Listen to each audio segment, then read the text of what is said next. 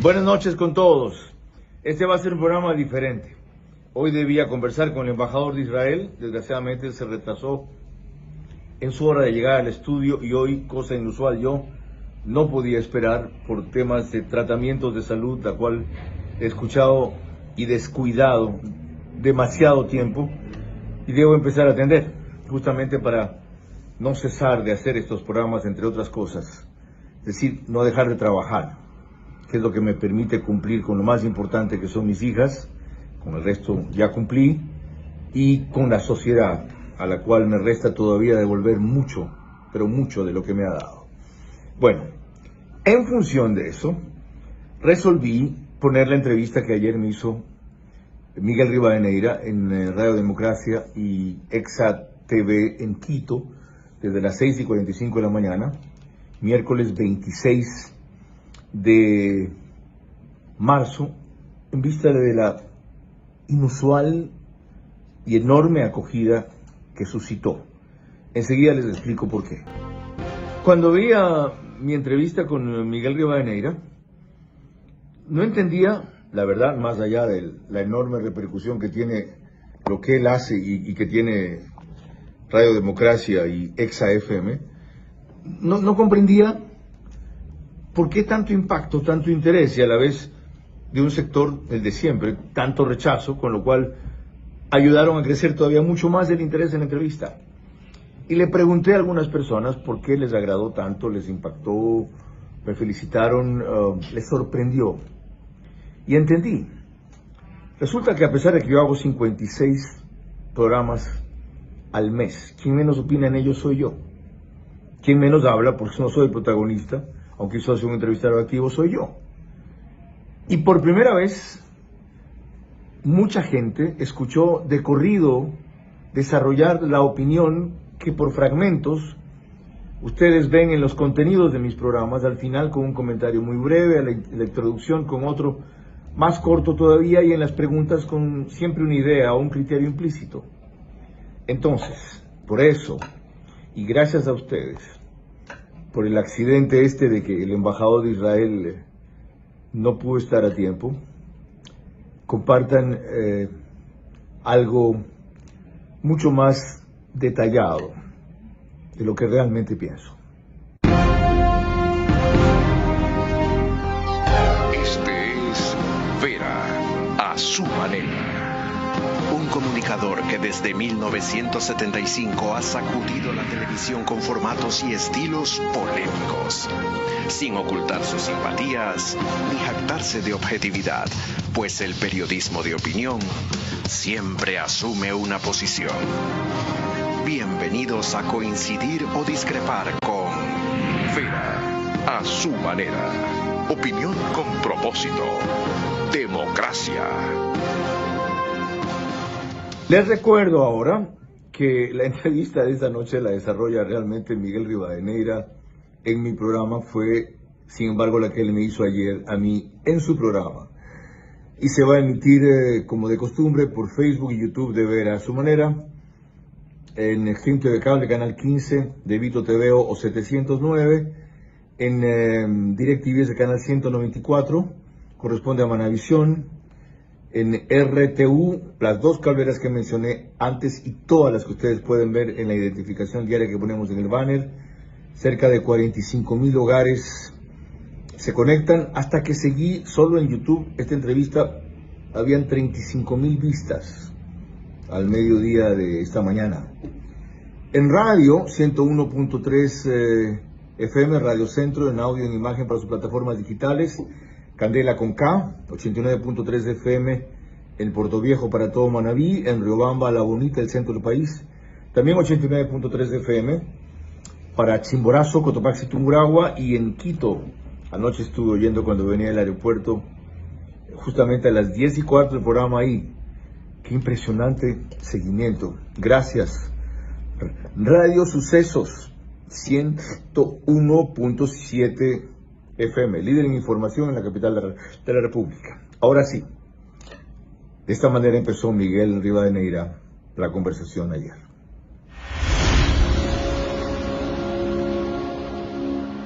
50 años, vamos por ahí, año 75, como bien promociona Carlos Vera Rodríguez en sus diferentes actividades. Lo vemos madruga, anochece con sus programas en Radio Centro en Guayaquil, en YouTube, en todos los canales. Bueno, un gusto, Carlos.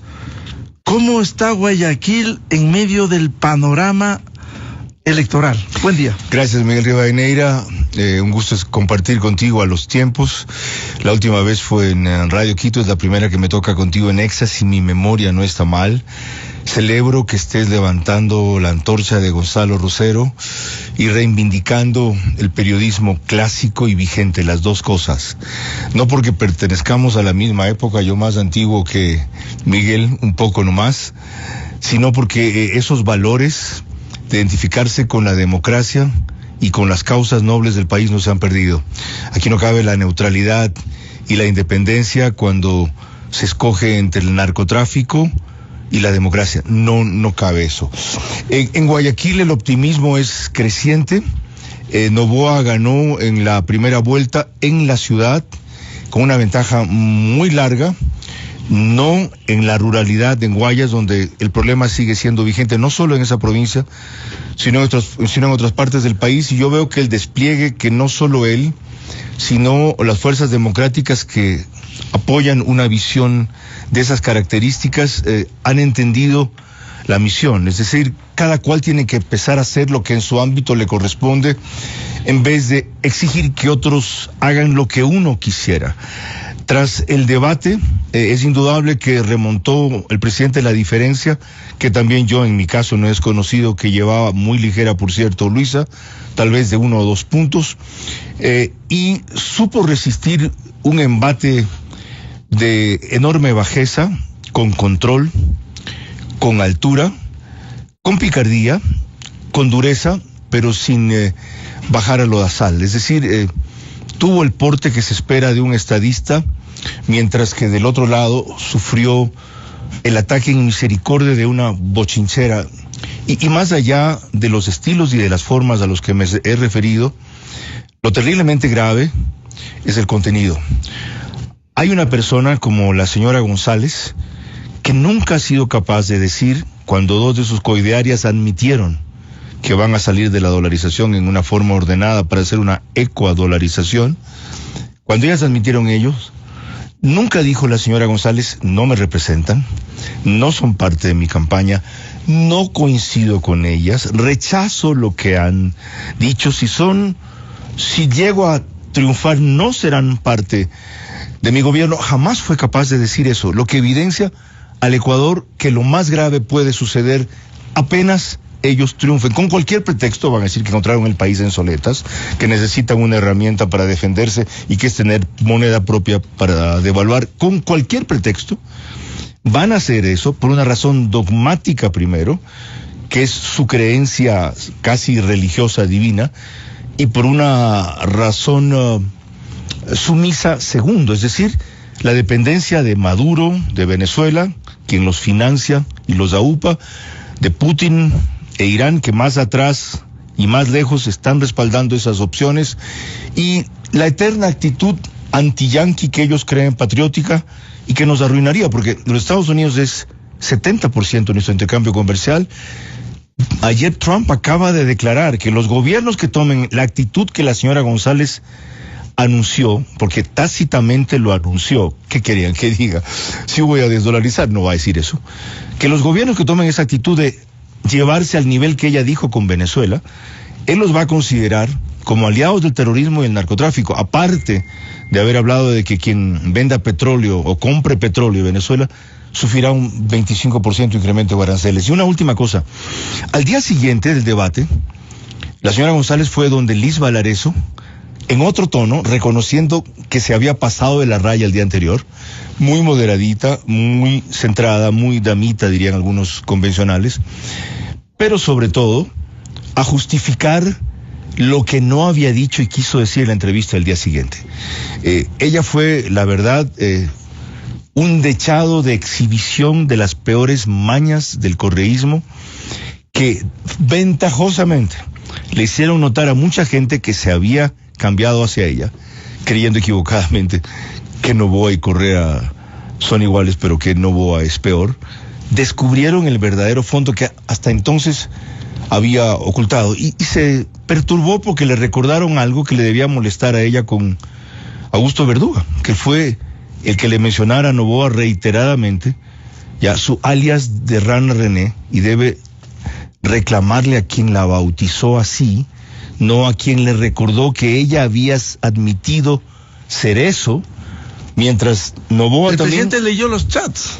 Y muy punzante, acuérdate que en ese punto le dijo, ya, usted no ha probado que yo soy del cartel de los narcos, mientras que usted ha admitido que sí es Rana. Eso la sacó de control. Yo pienso que el debate, que cierto, no tuvo gran cantidad de propuestas ni de contrastes, sirvió para revelar algo mucho más importante, que es que Noboa se dirige a sí mismo y que a Luisa González la dirige la mafia internacional, que es realmente la que controla Venezuela.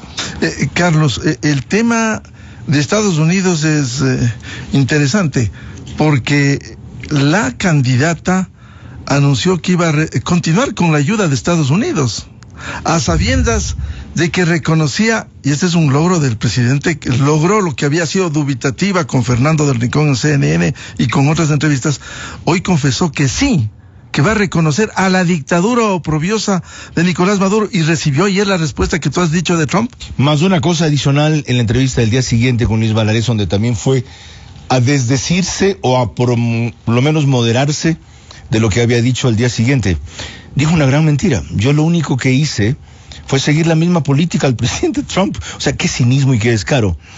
Él tiene relaciones con Venezuela porque envió un mensajero especial diplomático apenas asumió el poder. Yo lo único que quiero es normalizar relaciones para poder devolver de aquí a los venezolanos, cosa que es humanitaria. Bueno, esos venezolanos fueron denunciados también ayer por el presidente Trump, especialmente un sector cuya migración se aprovechó Maduro para infiltrar, como hizo Fidel Castro en el 81 con los Marielitos, para infiltrar delincuentes y metérselos de contrabando a los Estados Unidos. Esos venezolanos traían en gran medida una dosis alta de componentes del Tren de Aragua, y Trump los ha declarado al Tren de Aragua una amenaza para la seguridad de los Estados Unidos. Y ayer difundieron también en los Estados Unidos la clase de elementos que son estos de entrenamiento que tienen, lo cual explica en parte el disparo de la violencia en el Ecuador. Estos han sido agentes que ha mandado la dictadura venezolana con el pretexto o el motivo de la migración a toda Latinoamérica, a llegar hasta Chile, que era un país con tanta estabilidad política, para desestabilizarlos. Entonces no es un invento que a través de Venezuela, ya Cuba principalmente, el socialismo del siglo XXI, amparado por lo que es ahora el gobierno mexicano, está generando lo que a través del castrismo Cuba quiso en el 60. Cuba quiso exportar su revolución con la violencia, esto lo están haciendo con delincuentes. El debate del 23 de marzo hay que celebrarlo, porque aunque faltaron propuestas y su desarrollo, sobraron evidencias de que estamos frente a una candidata comprometida con Venezuela y un candidato comprometido con librarnos del crimen organizado alentado por Maduro. Seguimos ahora con otro fragmento. Vamos a pasar a completo la entrevista que duró 40 minutos de la conversación que tuve ayer con Miguel Rivadeneira, entrevista que él tuvo la gentileza de plantearme por Radio Democracia en Quito y Exa FM, cuya autorización para reproducir su material agradezco. Cuestión que hago por que muchos me reclamaron la necesidad de verme así en el programa. Yo no soy el entrevistado en mi programa, yo soy el entrevistador. Y hablo ya bastante como entrevistador sin quitarle protagonismo al invitado. Lo que pasa es que tampoco estoy pintado para hacer preguntas o me explayo en antecedentes. Bueno, muchos dijeron que por primera vez habían visto desarrolladas mis ideas, que por cuentagotas reciben y a veces no entienden, en otros casos los desconciertan y en la mayoría de esos apoyan en mi programa. Por eso me animé ante el súbito problema que tuvo el embajador de Israel en llegar al estudio, se retrasó, y mi imposibilidad de esperar por problemas de salud, me animé, dije, ok, no hay mal que por bien no venga. Aquí está la segunda parte de la entrevista de Miguel Rivadeneira, ayer que me hizo a mí en Radio Democracia y Exa FM, a partir de las 6:45 de la mañana hasta las 7:25. Comienza Miguel hablando del tema de Ronnie Aliaga. Él lo pone en el tapete así.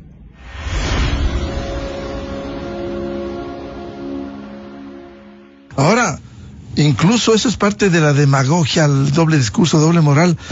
Virtualmente desconoció a Ronnie Aliaga, habiendo sido parte del grupo, y dijo que ella fue la que le expulsó. Lo cual es otra mentira, porque es público y notorio que Ronnie Aliaga renunció a esa agrupación política y quiso atribuirse el mérito de haberlo sacado. Ya muy tarde reconoce que tuvieron un individuo que cometió delitos y que se dedicó, cuando estaba en la bancada y cuando estaba fuera de ella, a crear el ambiente para la impunidad y la corrupción en este país, y atreverse a querer derrumbar a uno de los pocos símbolos de anticorrupción reconocidos mundialmente que tenemos en este país, como es la Fiscal General de la Nación. Ahora, con ese panorama, luego del debate, ¿cree Carlos Vera que cambió el escenario? Yo he dado las señales de por qué se nota que cambió. Es decir, el cambio de conducta de ella al día siguiente es un reconocimiento claro de que se excedió y de que se equivocó. Los extremos a los que llegó, que nadie creía capaz, no solo que una mujer, que un candidato o una candidata pudieran llegar, evidencian la desesperación que tienen ellos. Ella tuvo que ir a demostrar dos cosas que nadie le va a creer: que es autónoma de Rafael Correa y que es tanto más dura y valiente que Rafael Correa, aprovechando también en un momento su condición de mujer, porque es muy difícil en este país machista, y ahora que cualquier crítica a una mujer es entendida como violencia política de género, como la mujer, aprovechando su condición para excederse, pero sobre todo provocando al otro contrincante. Y para mí es de los mayores méritos de Noboa, su control, su frialdad, a veces, si se quiere, su excesiva tolerancia, pero eso evidencia que ha madurado y que ha crecido en el ejercicio de la jefatura de Estado. Eso es lo que les corresponde cuando sea tentado o presionado a llegar a un extremo. Para mí esa fue una señal alentadora. Te confieso que tú conoces mi naturaleza. Yo creo que el país ha vivido mi carácter 50 años. A mí en principio me molestó ese exceso de tolerancia y ese exceso de consideración. Y después lo entendí.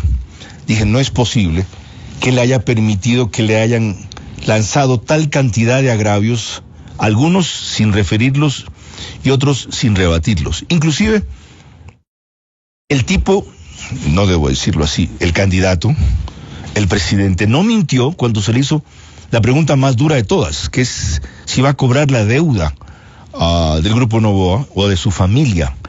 Y él dijo la verdad, él dijo que no. Su falla estuvo en no explicar un detalle que apenas dijo de paso y apareció después, de por qué esa deuda no la debía cobrar, cosa que ha trascendido luego. Para mí, ese fue el punto mayor que se anotó ella y el punto más débil que tuvo él. Mientras que en todos los demás, él logró evidenciar a la señora González como lo que siempre ha sido: un instrumento de Correa para la impunidad, para el regreso, para el engaño, para el poder total, para prometer cosas que tuvieron 10 años de hacer y no hicieron mal, hicieron tarde, hicieron defectuosas, hicieron con corrupción y la mayoría no sirven. Carlos, y un debate con copias y mal hechas. Repetir lo que Guillermo Lazo le dijo a Andrés Arauz: Noboa no mienta. O recordarás tú el debate entre Borja y Febres Cordero con Alejandro Carrión Aguirre, Juan Cencielo, de moderador, cuando le dijo: doctor Borja, míreme a los ojos. O sea, repitiendo hasta clichés viejos. Falta de autenticidad y creatividad en su campaña, que la orientó a decir eso, y lo dijo mal, porque Andrés No Mientas otra vez tenía un mérito, aparte de lo breve y punzante, y que era que salía en verso y sin esfuerzo. No fue capaz de encontrarle una rima para eso. Y luego, eso de míreme a los ojos, y como él no le hacía caso, no le obedecía y seguía viendo sus notas, le dijo: claro, no eres capaz de aquello. Pero cruzó líneas rojas más graves, como referirse a una supuesta condición mental que evidentemente no tiene, porque habló, o por lo menos en el debate no se manifestó, porque habló de algún déficit de atención, y si alguien estaba atento fue él, porque cuando le tocó hacer una pregunta, ella culminó su intervención, él le dijo, ¿cuál es la pregunta? O le dijo, no hizo una pregunta. Observación que debió haber hecho de paso Ruth del Salto, y se la hizo él. Se sonrió en muchos trances y trámites de la intervención, incluso cuando le dijo, si no me comprendes es cosa tuya, queridito, lo cual es una forma indirecta de llamarlo de otra manera. Yo creo que cuando alguien tiene una desesperación de llegar al poder tal o de demostrar lo que no se es cuál y llega al nivel de la bajeza, simplemente está perdida. Creo que los ecuatorianos entenderán ese problema de forma que refleja también un problema de fondo, que es querer encubrir lo que verdaderamente harán, y por fin un par de compañeras de ellas han dicho con claridad, van a desdolarizar, entre otras cosas. Carlos, ¿y meterse con la familia y la hija? ¿Cómo ves? Más bajo todavía y más desesperado, es decir, ella necesitó aludir a los supuestos maltratos de él hacia otros sectores para justificar el suyo públicamente en una posición de candidata. Y en cambio, allí me pareció de las respuestas más picarescas y sentidas del jefe de Estado, cuando le dijo, hay otra Luisa que está viendo este programa, esa es la Luisa buena, se refería a su hija, la que está aquí, refiriéndose y hablándole a su hija también, es la Luisa mala. Hablando en términos de bueno o malo, de calificativos de cuentos infantiles, no usando un calificativo denigrante, descalificador, sino de cuentos infantiles, la Luisa buena versus la Luisa mala. Ojalá el Ecuador sepa distinguir y valorar esa actitud de Noboa, a quien no conoce todavía, a quien no valora todavía, y en eso yo entiendo al país. Él es un hombre demasiado parco, demasiado corto de palabras, pero en cambio con una sobra de otras actitudes que los demás nunca han tenido, y es firmeza ante el combate al crimen organizado, dureza ante la pretensión de que su alianza, que tuvo indudablemente alianza con el correísmo, llegara a la impunidad. Cuando la quisieron convertir en eso, él paró esa alianza, y una visión muy estable sobre la necesidad de que la economía primero se ordene para que podamos despegar. Han sido apenas 15 meses para enderezar el barco, y yo creo, no solo eso, exijo que si el país le da 4 años más, ya, lo ponga viento en popa. Dije en una intervención en TC el día de la primera vuelta algo que me place repetir aquí, porque creo que ha sido evidente y público. Yo he sido muy complaciente con el gobierno. Yo he sido en exceso benevolente a veces con el gobierno. Lo reconozco. He querido y he debido ser, porque sé, sobre todo quienes vivimos en Guayaquil, sabemos las circunstancias que se viven allá, los sitiados que estamos en esa ciudad, en el caso mío donde vivo, por un lado Durán, por otro lado Guayaquil, las amenazas directas, graves y diarias, de las cuales nunca he hecho gala, por las cuales nunca me he victimizado, de las cuales nunca me he quejado, porque son enemigos que me he ganado por mi línea y mi posición en el periodismo. Pero yo no creo que podíamos tratar a un presidente democrático como tratamos a un tirano. No creo que se podía ser igual de crítico, de duro, de exigente, como fuimos con Correa, y en algún momento, inclusive yo con Lenín Moreno, de lo que fuimos con Guillermo Lasso y lo que fuimos ahora, más aún con Noboa, en un periodo de 15 meses. Pero si él gana, como en principio ahora el camino está enderezado, la actitud mía, y creo que de mucha prensa... Pero habrá que exigirle, gente, le exigiremos trabajo. Exactamente. No, va a ser... Hay que criticarle. No quiero decirle, no, le hemos criticado. Así es. Pero yo creo que con comprensión, sin hacerle el juego al narcotráfico, que es lo que quieren. O sea, ¿cómo es posible poner en la misma balanza de crítica, de ataque, de censura, de reclamo a un presidente democrático que tiene 15 meses y resubió el país en crítico estado, de uno que tuvo 10 años el precio del petróleo en su mayor nivel y todos los poderes controlados? ¿Cómo es posible? Yo comprendo esa actitud de personas, de colegas, de empresarios, simplemente no la comparto. Y yo sí advierto que si no se entiende el reto en que estamos, ellos serán corresponsables de que el Ecuador se haya dejado llevar solamente por hacer ver los múltiples errores que ciertamente ha tenido el gobierno, sin valorar lo principal que el gobierno busca rescatar, que es que no caigamos en el abismo del socialismo del siglo XXI. El debate del 23 de marzo hay que celebrarlo, porque aunque faltaron propuestas y su desarrollo, sobraron evidencias de que estamos frente a una candidata comprometida con Venezuela y un candidato comprometido con librarnos del crimen organizado alentado por Maduro.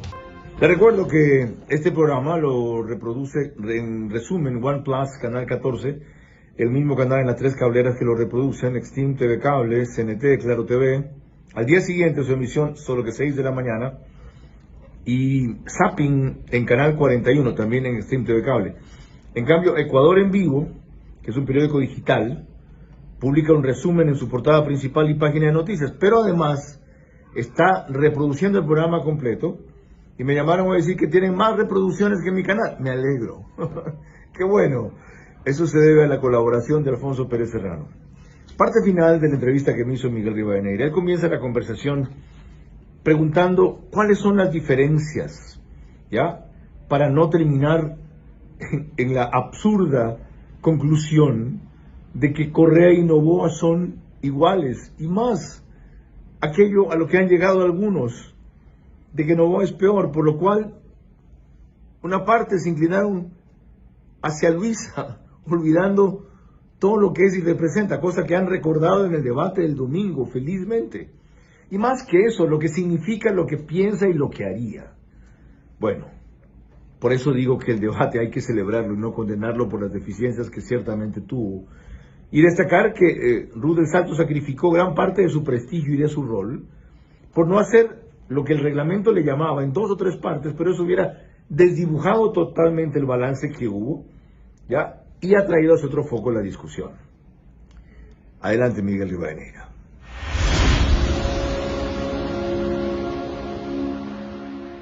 ¿Y cuáles son las diferencias a propósito de lo que cita de los 10 años de la Revolución Ciudadana y el año y medio del presidente Noboa? Libertades, por ejemplo. ¿Qué ha sentido? Recordemos lo que fueron los 10 años y lo que con la ley Mordaza de junio del 2013. Esa una. Y no solo respecto a nosotros que hemos sido críticos constantes y moderados, yo así describiría la línea que hemos tenido, disculpa que te incluya, que hemos compartido, que yo he seguido de Álvaro Rosero en esta radio, quien de paso me ha demostrado un nivel de madurez y sabiduría nada usual en un joven de 45 años que creo que tiene este chico, y permítanme y perdónenme que le llame así. O sea, yo lo conocí cuando hacía sus pininos con Gonzalo, debe ser 86, 90, por allí. La radio comenzaba en 9 de octubre y Elo del Faro. Pero hablando de lo que estamos tratando en este rato, un ejemplo para contestar tu pregunta.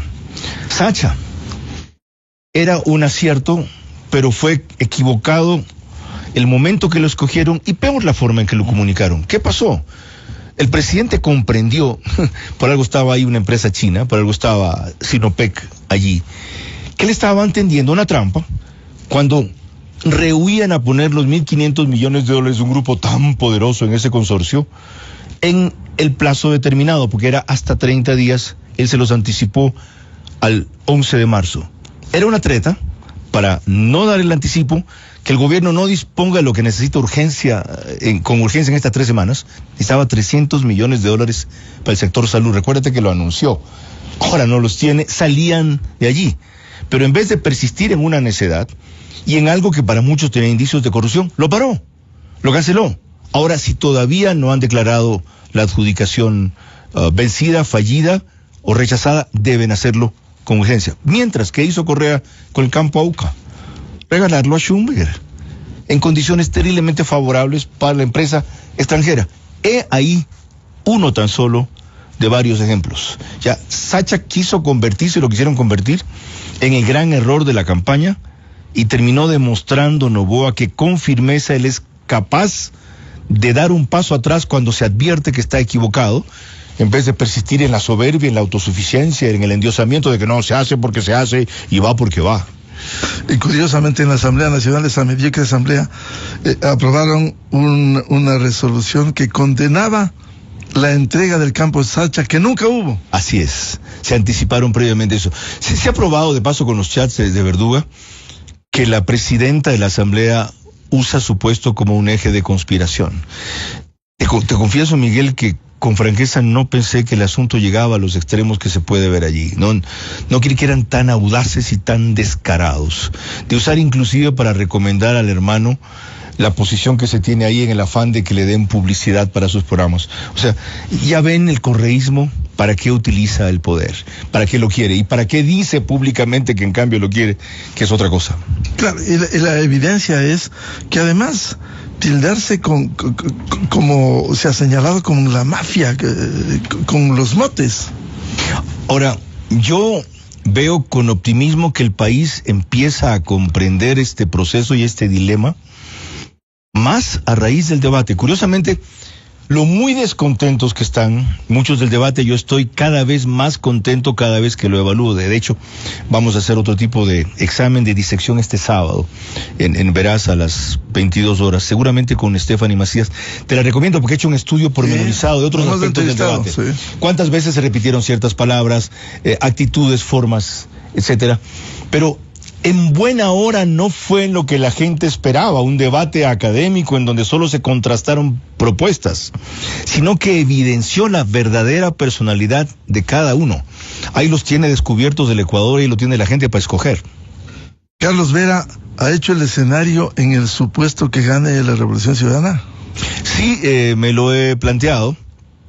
Acabo de anticipar que uno de los problemas del Ecuador se da que con cualquier pretexto saldrán de la dolarización, otros que comenzará una persecución absoluta, que en ningún caso admitirán que sigan los procesos iniciados en la Fiscalía, que los jueces de la Corte Nacional, cuyo nombramiento o proceso de completar la Corte sigue curiosamente demorado, serán aquellos que quieran favorecer alguna salida jurídica para que finalmente sean declarados inocentes los grandes corruptos de este país, que aunque la señora González dijo una mentira, que tenía que decirla, que ella no dará el salvoconducto a Glass, fue como se lo preguntó Noboa, no que no dará indulto, que no dará el salvoconducto a Glass en cualquier momento con las razones que esgrima luego. Dirá que hay razones de Estado, que cómo es posible que no restablezcamos la relación con México.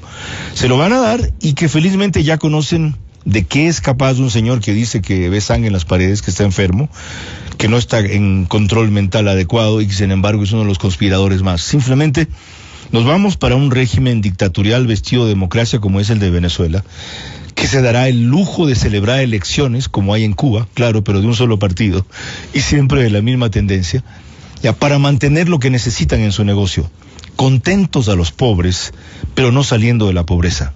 Es decir, ellos multiplicarán lo que son dádivas, bonos, ayudas, ¿de dónde si no hay plata? Mínimas por eso. Entonces, aumenta la cantidad de pobres, aumenta la cantidad de votos y dirán que no hay plata, por ejemplo. ¿Ya? Eso es lo que se viene, eso es lo que hay en Venezuela. Comenzará el éxodo de ecuatorianos. Hay muchos que están preparando ya irse desde nivel medio y alto hasta la condición económica más carente que se puedan imaginar. Entonces, eso es lo que se nos viene, eso es lo que ha pasado en Nicaragua, eso es lo que ha pasado en Venezuela. A eso quiere llevar Petro a Colombia y no le funciona. A eso han intentado llevar 3 veces el Ecuador y gracias a que Lenín Moreno les dijo no fue que los traicionó, descubrió el engaño que le hicieron a él y dijo, perfecto, vamos a jugar el mismo juego.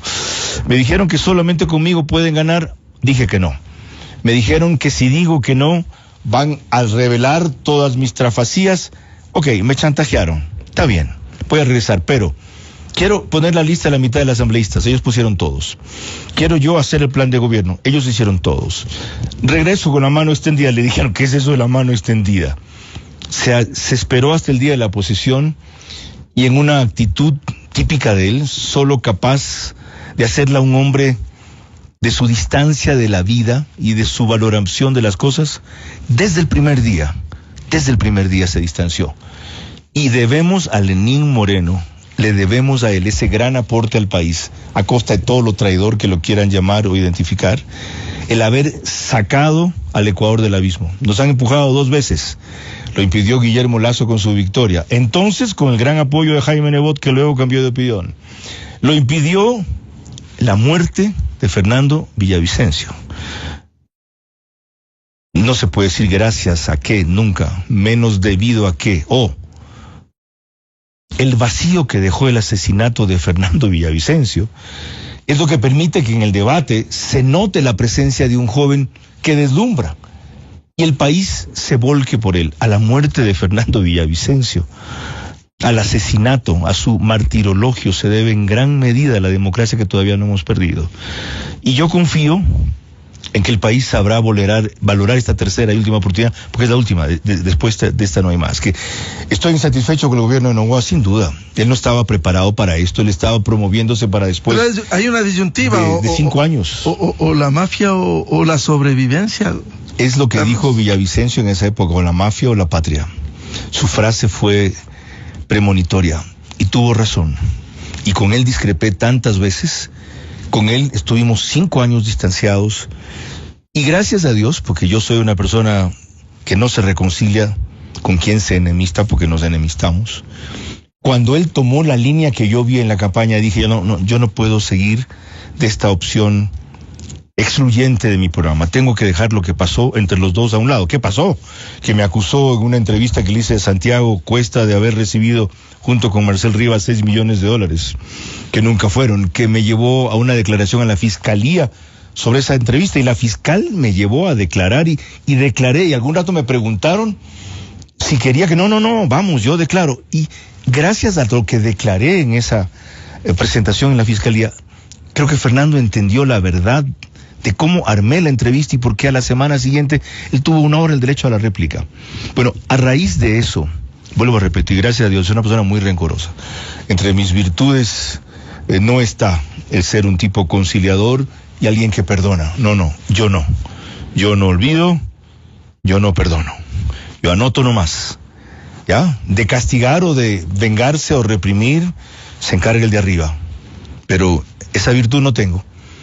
Sin embargo, dije, voy a hacer una excepción. Y me alegro tanto, porque tuvimos 3 entrevistas en Vera a su manera y una en Veraz, que lo posicionaron en donde estuvo 2 días antes de que lo asesinen, un lunes, que lo mataron un miércoles 9 de agosto, estuvo en el programa. Inclusive le advertí 2 veces, también por eso me quisieron investigar. Carlos Vera sabía el complot, si no, entonces, ¿cómo le dicen? Tienes que cuidarte que lo van a matar. Eso era razón común. A Fernando Villavicencio, y entré en él por esto, le debemos en buena medida la posibilidad de estar todavía en democracia y de haber elegido un presidente distinto a raíz del vacío que él produjo.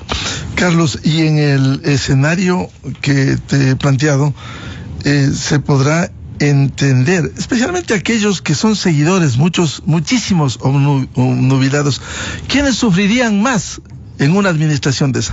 Porque como se tilda a los ricos, sacarán sus capitales, los pobres seguirán sumidos en la pobreza, la clase media que hoy, con la dolarización, puede cambiar su carrito a un carro nuevo, que puede comprar su casa con un crédito hipotecario, con la pulverización de la dolarización, ¿quiénes sufrirán más?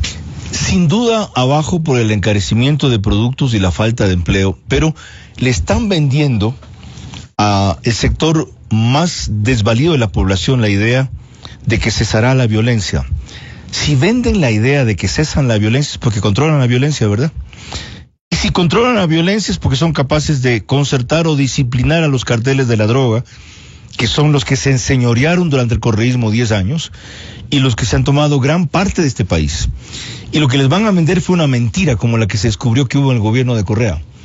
Las 7,000 y pico de muertes violentas, 7,300 que hubo, las harán aparecer como desapariciones no justificadas de otra manera y reinará en el país una paz narca. Pero algunos me han dicho a mí, ¿sabes qué, Carlos?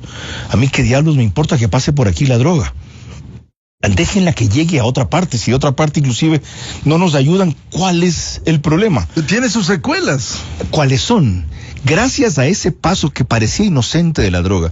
Por eso la insistencia de Noboa en la tabla de la droga, que yo tampoco entendía bien y me pareció excesiva. Después, averiguando en los focus groups, resulta que el pueblo, las madres, lo que más reclaman es por la tabla de la droga, porque saben y descubrieron que esa instauró el microtráfico, lo permitió, y que eso es lo que ha perdido a la juventud. Bueno, los jóvenes de este país, gran cantidad de jóvenes de este país, seguirán perdidos por la droga, serán sometidos a la droga, gracias a la facilidad que se dio a cualquier dependiente o consumidor de volverse en vendedor o narcotraficante con el microtráfico, que es el que destrozó las barriadas pobres de este país. Ese es el futuro que les espera. ¿Te decía, la clase media? ¿No será la más golpeada? Siempre ha sido. Porque a los pobres les dirán, son los ricos los que están causando esto.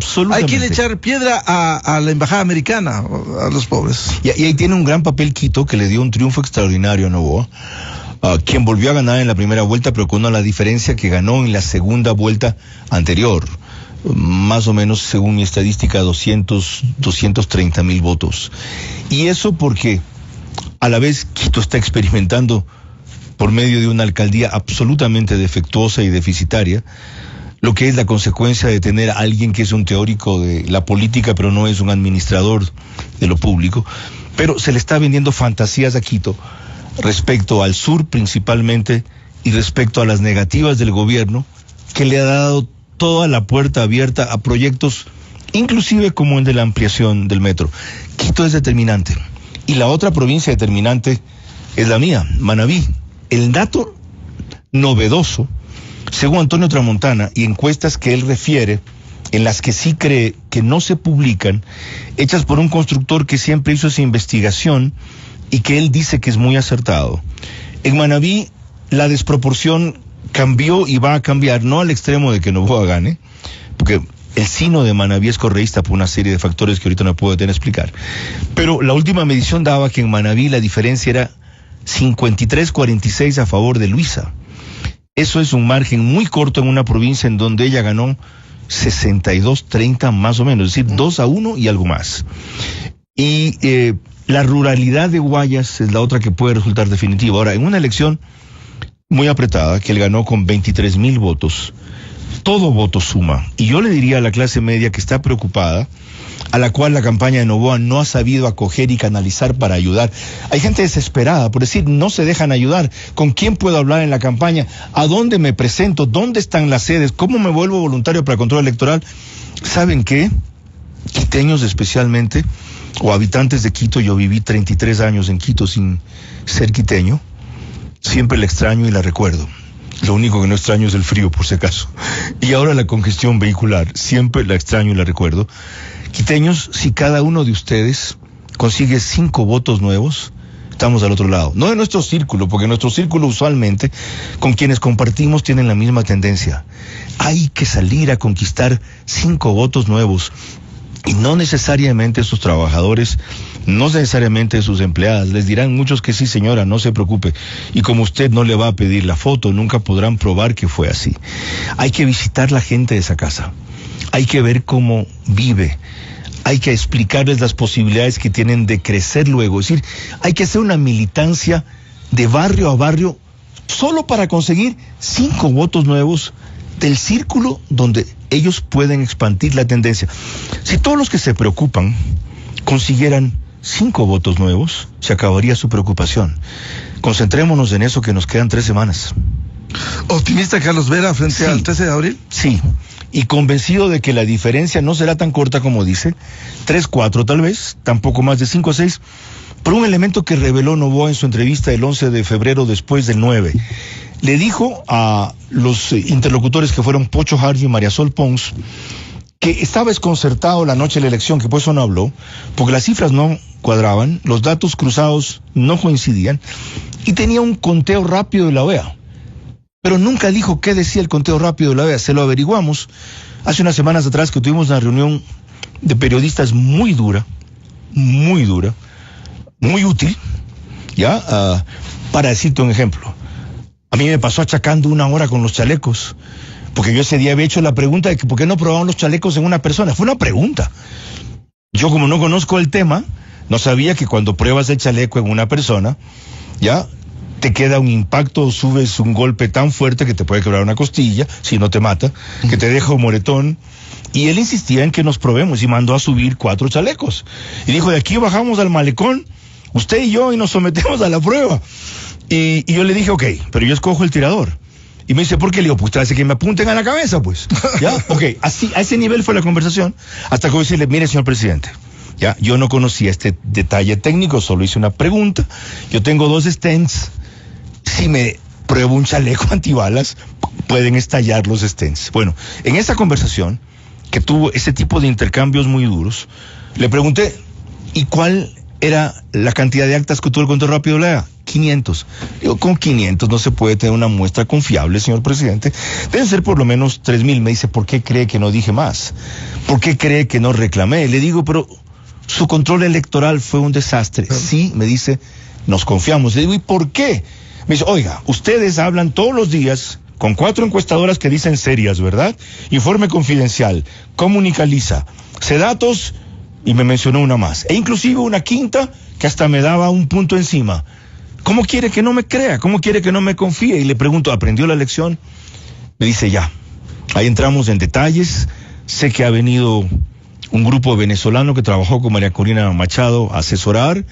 Sé que han contratado a un profesional muy experimentado en esto, Ojalá esta vez no tengan ahorros absurdos. Así como en una campaña no cabe dispendio, despilfarro, cuidado con ahorros absurdos. La gente que trabaja en control electoral tiene que ser contratada, pagada. Ese día tiene que ganar mínimo $60 porque tiene desayuno, almuerzo y merienda pendiente, traslado. Lo que hace el otro sector. A empleadas domésticas o cualquier profesional que vaya a las 41,000 juntas, 2 por junta, 82,000 personas. Y justo porque el control electoral esta vez iba a funcionar, está preparado, es que no quieren que se haga lo de los teléfonos. Es que se oponen a eso, porque es el instrumento masivo. Siempre se ha hecho algo de eso, Miguel, nunca como ahora. Y peor con que si no me muestras la foto te mato. Si no me muestras la foto te vacuno. Si no me muestras las fotos no puedes salir de tu casa. A ese nivel las amenazas. Antes era, si no me muestras la foto pierdes tu empleo, si no te muestras la foto te desafío. No te doy los $20. O no te doy los $20. Hoy es una amenaza de vida o muerte. Y el TCE sigue difiriendo esto y la pelotita la siguen echando para adelante porque ese fue el instrumento de control por miles en la última elección. Entonces, no confiarse, no rendirse, no resignarse. Estamos bien, pero todavía no todo lo bien que debemos y podemos. Optimista finalmente, Carlos. Sí, y dispuesto hasta el último día, hasta la última hora, en poner de mi parte. Es más, esta semana voy a hacer una autocrítica y revisión de los programas que estoy haciendo porque una de las cosas que veo es que estamos hablando los mismos para los mismos. Tenemos que incorporar a gente distinta para distintos, porque aunque esta radio se diga que es clase media para arriba, si algo es popular es este programa, los insumos de la radio, a través de lo que ahora es más difundido que son las redes sociales, permean a todo nivel. Y creo que debemos replantearnos en este último tramo de la campaña, quienes hacemos periodismo crítico e independiente, pero democrático, ¿ya? No dispárale al todo que sea poder porque es poder y como yo soy antepoder, basta que sea eso para dispararle. Creo que cada cual en su manera, en su nicho, debemos replantearnos estas 2 semanas finales para que lo que estamos diciendo sea más eficiente y no quede en una conversación en círculos. Muchas gracias, Carlos. Un gusto, como siempre. Miguel, te agradezco. Nos escuchamos mutuamente y nos vemos. Y tu predisposición permanente a darme unos minutos en el programa cuando te hago desvelar. Muchas gracias. ¿Sigues trotando? Sí. ¿Cuánto? Bueno, 1 hora de ejercicio. Estamos nadando más. Ah, qué bueno. Ya tenemos la misma edad. Yo también. Sí. Las rodillas. Rodillas. ¿Qué edad tienes tú? ¿68? No, 71. Ah, somos contemporáneos. Claro. Qué bien. Ok. Gran abrazo, Miguel. Un abrazo. Y gran orgullo Gracias. de verte en esto siempre. Gran orgullo. Como siempre, por el país. Sí, señor. No es otra cosa, no nos lleva a otra cosa. Sí, señor. Sobrevivir por el país. Eso me consta. Gracias, Carlos. A mí también. El debate del 23 de marzo hay que celebrarlo, porque aunque faltaron propuestas y su desarrollo, sobraron evidencias de que estamos frente a una candidata comprometida con Venezuela y un candidato comprometido con librarnos del crimen organizado alentado por Maduro. En este cuarto bloque del programa, en cambio, permítanme compartir un anticipo. Acabo de hacer un reprise de la entrevista que me hizo Miguel Rivadeneira ayer y expliqué las razones. Ahora les digo mis motivos para anticiparles algo de lo que analizaremos el sábado a las 22 horas con Stephanie Macías, que es consultora especializada en crisis, estratega y analista política, grabada hoy por la mañana. Nos detuvimos a examinar algunos aspectos del debate más allá del quién ganó, por qué ganó, para quién ganó, según qué ganó, en función de una serie de tarjetas que ella ha diseñado en su modelo de evaluación de un debate, de acuerdo a las cuales, según distintos parámetros, ella califica el desempeño de los protagonistas. Van a ver lo sorprendente, valioso y revelador de su examen, que responde a criterio técnico con que ella se maneja, aunque dice que es justa. Yo le he dicho que justo no puede ser, que balanceado puede ser, científico puede ser, pero justo los jueces, no los analistas, como ella. Otra cosa es que también es una persona muy rigurosa y no abunda en adjetivos, sino en descripciones que los lleven a ustedes a adjetivos. Bueno, así empezamos esa conversación con Stephanie Macías.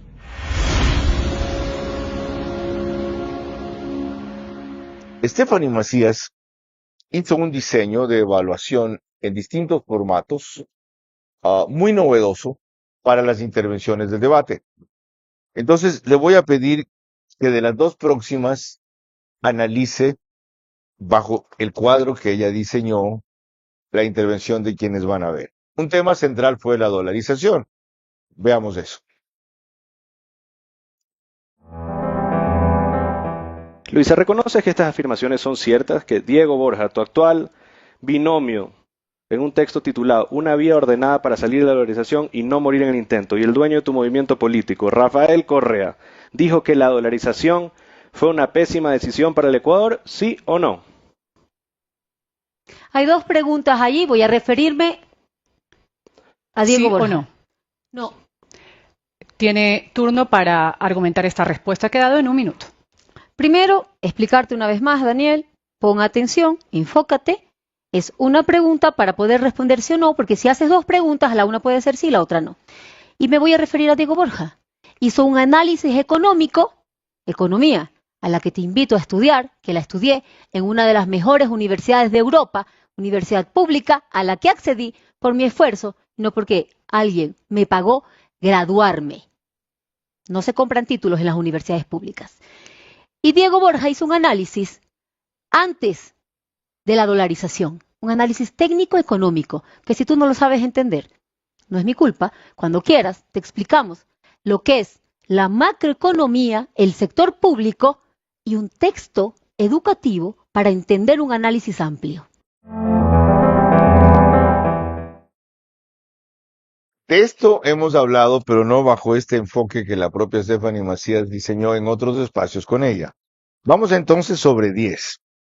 En temas técnicos, primero, candidato Daniel Noboa, lenguaje corporal y seguridad, ¿cuánto y por qué? 10. Me encantó sus formas. El hecho del principio, cuando lo vi entrar y vi en jean, dudé, pero el blazer y la camisa era congruente y coherente con su comunicación de ese nuevo Ecuador y esa nueva forma de hacer política. Control del tiempo, ¿cuánto y por qué? Me llamó la atención, los dos estaban súper preparados. Muy pocas veces se les quitó el micrófono. Yo creo que en preparación, y ahí volvemos a lo que... ¿Otra vez 10? Yo creo que en eso los dos manejaron súper bien los tiempos. Ya, también le puse 10 a ella. Ok, manejo de preguntas y repreguntas. Uy, me parece que no fueron tan concretas como hubiéramos podido. Luisa, me parecería que yo un 7-5-8 y lo mismo al presidente, porque creo que pudo haber, las preguntas podían haber sido utilizadas como oportunidades de posicionar mensajes, no solo de preguntar. Ya, Luisa 7.58 y Daniel Noboa. Yo también creo que un 7, 7.5. No, 7.5. no creo que maximizaron esas Ok, oportunidades. solo me falta la calificación de Luisa, lenguaje corporal y seguridad. Eh, lenguaje corporal, sí, no me sentí tan cómoda con ese nivel de agresividad, pero porque la sentía que no era ella. En lenguaje corporal me gustó ese terno, a pesar que a la gente no le gusta, en el cual era terno sastre, pero igual tenía como algo modernoso de rayas y se le veía el tatuaje. Yo le pusiese 9 en imagen y en, ¿cuál era la otra? Eso, tú mismo diseñaste eso, lenguaje corporal y seguridad. Ya, pues no me acordaba. Seguridad, ella siempre 10. Ella en seguridad, Ok, eso sí. 9 y 10. Ok, vamos ahora, tema, ataque y respuestas. De este fragmento, no es Sí, todo el debate, sí. ¿ya? Daniel Noboa, respuesta, ataques. Ahí sí me pareció que fue uno de los más flojos. Él tenía tanto para decir y no dijo. Me parece que 7. Ella en ataques 10, pero partiendo de su apuesta de agresividad total. Ok, estás calificando a los dos de una vez. Está bien. Capacidad para atacar con argumentos. Los dos estuvieron bastante bien, aunque creo que él le dejó pasar algunas. Es decir, él cuánto y ella cuánto. Yo creo que los dos estuvieron bien. 9. 9 y ya, 9 y 9. 9 y 9, ok. Momentos destacados. Momentos destacados. Uy, han pasado 3 días. Momentos destacados. Que me acuerdo, ay, auxilio. Yo te lo digo. Me siento Bueno, en un programa de televisión no, con el tiempo. Tin, tin, tin, de, tin, de él, tin, tin, de él tin. indudablemente fue si le daría el salvoconducto a Glass, y de ella indudablemente fue cuando le pregunta si va a cobrar la deuda al SRI del Grupo Novoa. Sí, de acuerdo. Ya. Pero se dejó Califica, te menciono dos, califica esos. gol de medio campo, 10 y 10. Digamos. Ok, de los dos. Conexión con el público. Los dos 10 y te voy a decir, ella le habló a sus bases, habló de educación, habló a sus bases y él se mantuvo en sus ejes, que eran mujeres, clase media y empleo y jóvenes. Vamos ahora con el otro cuadro. Contenidos y mensajes delivery. Claridad de propuestas. Novoa y González. No, pues es que el problema es que los dos estaban súper preparados, pero cuando hubo calma hubo propuestas, casi no hubo propuestas, lo que hubo un intercambio. Ahí sí los dos perdieron la oportunidad de presentar y profundizar ¿Y le propuestas. pondrías cuánto a cada uno? Uy, casi que 5 y 5, porque no hubo. Ok. Estoy seguro que tenían planeado, Ya. preparado. pero no Dominio hicieron del nada. contenido. Los dos tenían muy claros sus temas y sus cifras. Es 10 y decir, 10. Sí, igual. ellos manejaron muy bien las cifras. Mensaje central claro. Ninguno, porque creo que los dos estuvieron tan enfrascados en esta confrontación que perdieron la oportunidad de posicionar mensajes. Por lo tanto, Fail, 5. ya. Manejo de cifras. Los dos manejaron cifras interesantes. Yo le pusiera 9 y 9. Uso de ejemplos concretos. Luisa manejó los ejemplos, pero porque ella es muy buena en eso. Ella habló de cuando voy por las calles y el abuelito me dice y Ok. X. El presidente al estar mucho más estadista hablaba de cifras, pero no lo conectaba y no ponía ejemplos Ujú. de la calle, al cual Luisa se permitió decirles que tiene que ir a recorrer más y él le debió haber dicho todos los días recorro X tiempo en agenda, tengo Ok, no sé por lo qué. tanto, ella mejor que Sí. ¿cuánto? Yo me atrevería a decir que un 10 y un 8. 10 y 8. Dolarización, que acabamos de ver justo Era ese un tema. espacio en el cual, y solo quiero abrir un paréntesis para que nos escuchan, aunque suene redundante, si el debate hubiera sido hace 2 semanas, el presidente iba con una mochila mucho más pesada, que era la mochila de un desgaste natural de ejercer el poder. Correcto. Iba a tener que dar muchas explicaciones y argumentar. Y Luisa González iba con una mochila mucho más ligera porque solo tenía una campaña propositiva, decía todo lo que podía hacer. Es decir, antes de la Hace 2 admisión de semanas. sus compañeras de que van a hacer la Hace 2 semanas. ecuadolarización. Y cuando llega al debate, llega con una mochila que era no solo la dolarización que había sido puesta en duda por la asambleísta Paula Cabezas, sino que también había los chats. Entonces ella de nuevo ya viene con una mochila pesada que tiene que justificar y argumentar. Entonces en ese tema se equipararon. Ella tenía que prepararse y presentarse mucho más firme en el tema, y mira que no deja espacio a la duda en su discurso, en el cual dice, ¿vas a desdolarizar? No. Después hablan de Diego Borja y ella argumenta, esto fue antes de la dolarización, es un tema técnico. Estaba preparado. Él pudo haber sido mucho más firme, porque pudo haber dicho, entiendo Diego Borja, pero ¿qué pasa con Alberto Acosta Espinosa? ¿Qué pasa con Paola Cabezas? Le perdonó la vida. El debate del 23 de marzo hay que celebrarlo, porque aunque faltaron propuestas y su desarrollo, sobraron evidencias de que estamos frente a una candidata comprometida con Venezuela y un candidato comprometido con librarnos del crimen organizado alentado por Maduro. Bueno, así hemos llegado al final de un programa inusual en que el entrevistado he sido yo. Gracias a ustedes que tuvieron tanto interés en esa entrevista. Realmente gracias a Miguel Rivadeneira por el tiempo y los temas que me planteó, a la invitación de Radio Democracia en Quito, de Exa FM. Y yo he querido a la vez aportar algo mío, más allá de mis opiniones en ese programa, anticipándoles algo del programa que hago todos los sábados, desde el 24 de noviembre de 2028. Verás, con un fragmento de estos criterios distintos, disruptivos, desconcertantes a veces, pero útiles, que presenta Stephanie Macías sobre el debate pasado, análisis que veremos el sábado próximo a las 22 horas en Verás. Para cerrar, una vez pasada la euforia del debate, el furor de opiniones, distorsiones, inteligencia artificial, evaluaciones, desvíos, mentiras, contrastes de quienes dijeron más la verdad, con algunas equivocaciones, quién no mintió nunca, sino que tuvo alguna imprecisión, y quién mintió reiteradamente. Ojalá eso sirva a una cantidad de gente dispuesta a no votar otra vez, es decir, a no concurrir, a acudir y decidirse.